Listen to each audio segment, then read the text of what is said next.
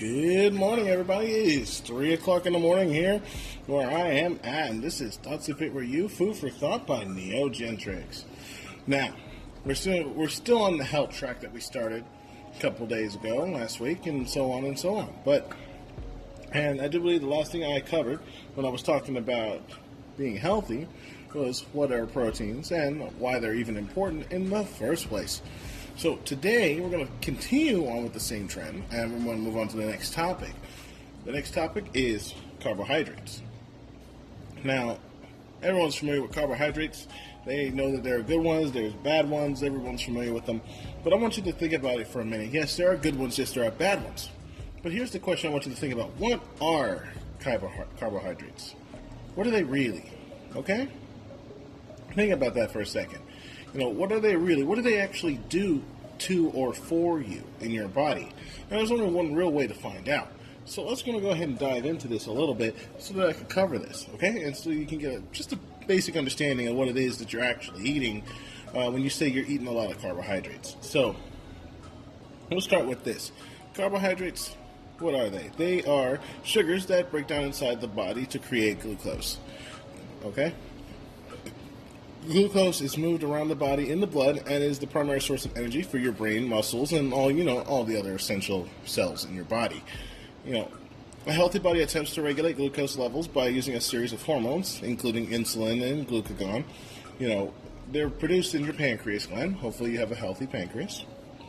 So people are unable to actually do this, and this leads to different types of diabetes.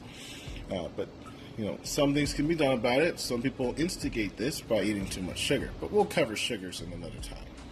Okay? Insulin lowers blood sugar levels by moving the glucose to various parts of the body and aiding its absorption. Excess glucose can be stored in the liver or in fat throughout your body, thus the increase in size. Glucagon increases your blood sugar levels by releasing glucose stored in the liver back into the bloodstream. Okay? Blood sugar levels are usually kept in check if the pancreas and liver are healthy and functioning normally. However, in times of stress, the hormones adrenaline or cortisol are released into the body. These hormones raise blood sugar levels, giving the body a sudden boost of energy. Okay? So it's not always normal. Okay? Unlike protein and fats, okay, carbohydrates are not essential to human life. You don't need them.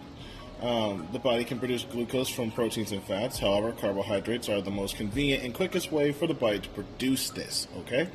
Some weight loss diets exclude or reduce carbohydrate intake, triggering the body to convert its supply of fat to glucose. So, I'm going to take a short break, and I'm going to cover the two types of carbohydrates there are.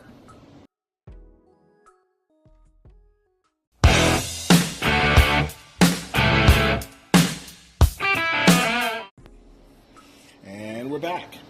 Like I said before, there are two different types of carbohydrates. I'm going to go ahead and cover both of them, and so you get a basic idea of what the two of them are. The first one is simple, and the second one is complex carbohydrates. We're going to talk about both of them. Simple carbohydrates are referred to as basically sugar. They're referred to as sugars with a simple like molecular structure, if you will.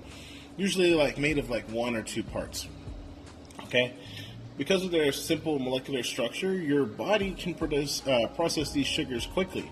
This leads to a quick energy spike or a sudden rush of energy. And the sugars are converted to glucose, followed by a low once all the processing is done and the simple carbohydrates have been used up. An example of this would probably be coffee. Okay? Processed and refined sugars tend to have a high index of sugars in them, affecting the blood sugar levels quickly, and compared to natural occurring complex carbohydrates, which in turn increase your blood sugar levels. Refined sugar is a common source of simple carbohydrates in the modern diet. This is true in the sense that depending on the kind of sugars you actually use and eat daily, refined sugar can be good in small amounts, not in large quantities, okay? Many processed and packaged fast foods contain simple carbohydrates as sugars. it's used for a flavor enhancer and can, satisfy the palate for sweet foods. Simple carbohydrates also, from added sugars, have little or no nutritional value and are often described as empty calories, basically. Most people can benefit from reducing their intake of added sugars and simple carbohydrates. Like if you buy processed and packaged foods, choose those with less sugar. Reduce your consumption of sugary foods such as cakes, biscuits, cookies, candies, regular but not diet soft drinks. Simple carbohydrates are not always bad, and they also exist naturally in foods that do nutritional benefits, notably such things as fruit, your milk, most dairy products. Most fruit contain good levels of fiber, vitamins, and microminerals, as well as antioxidants. So, with that being said, milk and dairy products are a good source of protein and calcium, and most people agree that both fruit and dairy products are important to a well-balanced diet. But at the same time, there's the other side of it, the complex carbohydrates. I'm going to take a short break right here, and then I'm going to come back and go into the complex carbohydrates and what the difference between them and the simple are.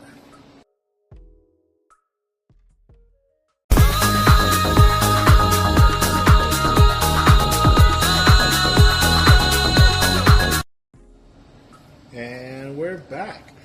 Picking up where we left off, talking about complex carbohydrates. They're referred to as sugars with a complex molecular structure of 3 or more parts. Due to the complex structure of the molecules that make them up, it takes longer for your body to break them down and produce glucose it needs for energy. Foods rich in these also contain valuable vitamins, minerals, fiber, and other vital items to your overall health and well-being. Also, foods containing complex carbohydrates are processed more slowly by the body. They can produce the same sustained energy levels over longer periods of time than simple carbohydrates, thus keeping your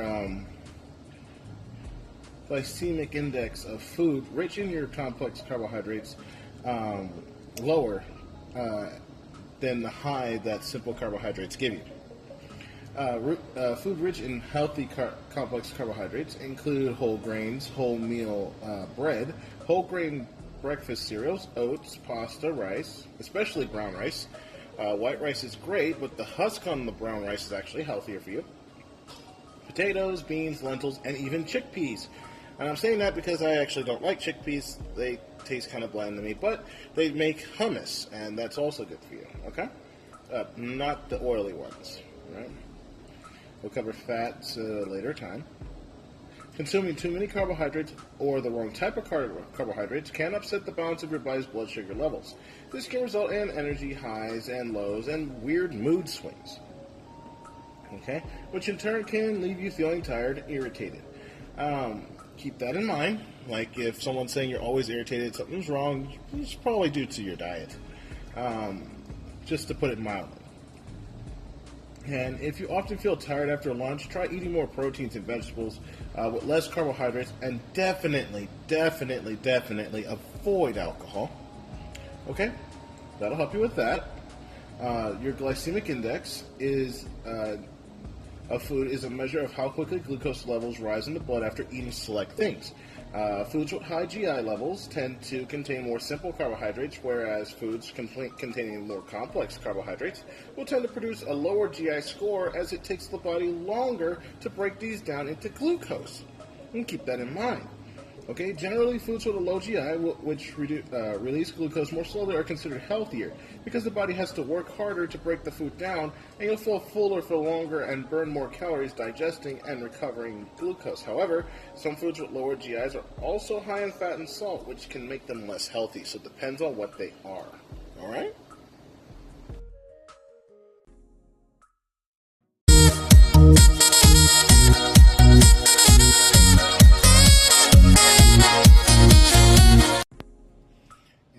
Back. I'm going to give you a quick, before I go any further, I'm going to give you some quick GI score examples that you can use in your indexing, and you can go ahead and look up the rest of these online, okay? I'm just giving you a short, and I mean a short list of examples. Like I said before, those with lower scores can be high in fat and salt content, but the ones with the lower scores are usually healthier for you. An example of a high score would be white bread. It has a score of 71, okay? Wholemeal bread is a 49, whereas steamed white rice is a 98. Okay? Basmati rice, which is a type of brown rice, is 58. Chocolate milk is 49, whereas whole milk is 27. Skim milk is 32, and dry roasted peanuts at a 14. Okay? Just some prime examples. So this brings up the question, now that I've covered all of this, all right, I want to ask this. How much carbohydrates do you think we actually need in our daily diet? I want you to see if you can come up with an answer for that. Because I have one here. I'm going to go ahead and tell you what it is. That, to be fair, there's no actual simple answer for this. There's no real way to determine how much we actually need. Okay? Each person's different. They have different ideas, different consumption levels, different body types. But there is a general rule, right? This is what I'm getting at here. There is a general rule. We should aim to get approximately half of our energy from carbohydrates, ideally 90% of this coming from complex carbohydrates, okay? And only 10% from refined and processed sugars, such as simple carbohydrates, okay? A simple way to achieve a healthy, well-balanced diet is to eat a variety of foods during the day. Some people recommend that at each meal, a plate should be split so that the quarter is higher protein foods such as meat, fish, eggs, dairy products, etc. A quarter of the plate is high carbohydrate foods such as potatoes, pasta, rice, beans, and bread, and the rest of the plate, or at least half of that, should make up the rest of fresh vegetables and such, which will provide carbohydrates and proteins in lower levels, but also many vitamins and nutrients that are needed. That way you can finish your meal with a piece of fruit, which will also provide you with a simple carbohydrate you need, and have a complete meal and be full. But then on the opposite side, let's say you ate too many carbohydrates, okay? Eating too many carbohydrates will lead you to gain weight, which is kind of the whole point of this whole segment here, is to help you find ways so you can lose weight. This is because the body will store unused glucose for use later, and then it'll have nowhere to go, okay? With that being said, usually, however, it is how the carbohydrates are prepared which will have the greatest effect on weight gain. Although chocolate applies both to simple and complex, chocolate also contains fat, and an apple, and on the other hand, contains fiber, vitamins, and minerals. Okay, French fries, chips, crisps, roast potatoes, I'm sitting here naming foods making me hungry, are all prepared using fats, therefore they contain fat, including, but not limited to, baked and broiled potatoes, are basically better for you as they are not prepared in fat, so keep that in mind. Similarly, steamed rice is much better than fried rice, and bread is better for you without adding butter or margarine. So, yes, you can have bread, you can toast your bread, but consider when you add butter to it, all right? As well as fried rice. You can have fried rice without using butter. Actually, I would recommend using olive oil, grapeseed oil, or coconut oil, as they're lower in fat content and they're healthier for you, and you can still have the fried foods you like.